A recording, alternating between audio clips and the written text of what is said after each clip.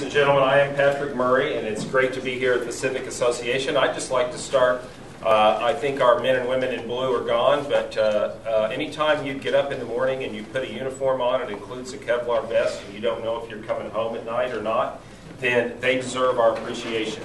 And I'm glad they got to come in here and say hi tonight, and I congratulate the new captain of the force. I'm running for Congress. I'm a pretty, what you see is what you get kind of a guy. I was raised by a single mother. I went to college and joined the Army, and for the next 24 years it was a great honor to serve my country. I hung up my uniform last year and moved back here where I've lived before for a little over 8 years, and after falling in love with Alexandria and deciding to come back, and decided to run for Congress because I believe, ladies and gentlemen, that this country is going in the wrong direction. And we hear about quality of life. We can talk about quality of life issues down at the local level when you talk about the traffic that we have and how much worse it's gotten over the years, and you can't get home to see your son or daughter play soccer or anything else. It is a problem. But more than that, or as much as that, we have so much national debt, ladies and gentlemen, that we've accumulated. $13 trillion of debt. China owns a whole lot of that. We have another $1.5 trillion of a budget deficit that we're adding on. We are spending money like it is going out of control. And it is career politicians, ladies and gentlemen, that are doing that. Career politicians whose interests are re-election more than the American public. And I think it's a problem, and I think it needs to stop. I'm running against one of those individuals.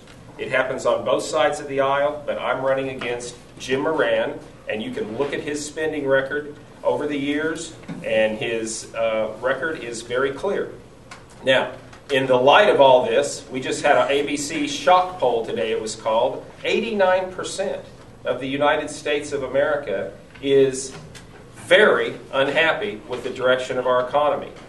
The stimulus package that was passed earlier this year, which, by the way, in one vote, we spent more money than the Iraq War cost us in 8 years. One vote. It's supposed to be shovel-ready projects and everything else.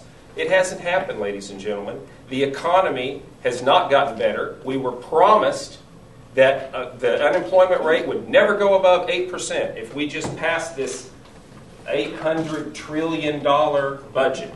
But it did, didn't it? Now it's at 9.6%. We just lost 90-some thousand more jobs this last month. Ladies and gentlemen, the government doesn't create jobs. You do. The public does. Small business does. That's the backbone of America, and that is my focus. That's why I'm running for Congress, and I look very forward to talking with you all this night about those issues.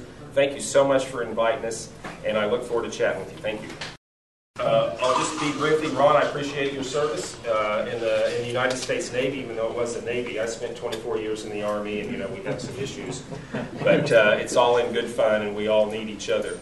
I'm glad Congressman Moran is worried about the noise issues with coming out of Reagan Airport. Frankly, we are too, and we had the press ask us the other day what we thought about that. Some proposals from some congresspersons out west, both sides of the aisle, who want bigger planes, bigger jets and everything to be able to go out of Reagan National Airport so they can get home in one fell swoop. We said no, not as long as it violates the existing statutes. I'm also concerned, as I said briefly in my introductory remarks, about other quality of life issues that he has impacted in a dramatically negative way. If you've lived here for as long as he's been in Congress, which is 20 years, I don't think there's any question that our traffic has gotten immeasurably worse. And we just did a press conference in front of that Death Star-sized of a building called the Mark Center on I-395, which is a federal building right in the middle of his district, and it is going to make things much worse. I'm out of time. I hope we get to talk about that tonight, too. Thank you. I get told a lot that I'm anti-federal government. That's just simply ludicrous. I'm essentially a federal government employee for 24 years serving my country in the Army. But I do believe that our solutions are not federal government centric. I believe there is a clear responsibility and clear need for the federal government, but I believe, as we were talking earlier tonight, that the way we create jobs in this country, the way we've always created jobs, the way we move up life, liberty, and the pursuit of happiness comes from the private sector.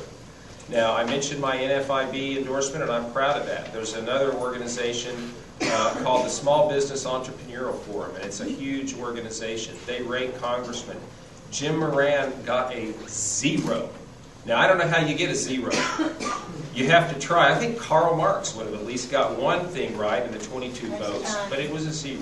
So thank you all, ladies and gentlemen. I appreciate you being here tonight. God bless you all, and God bless the United States.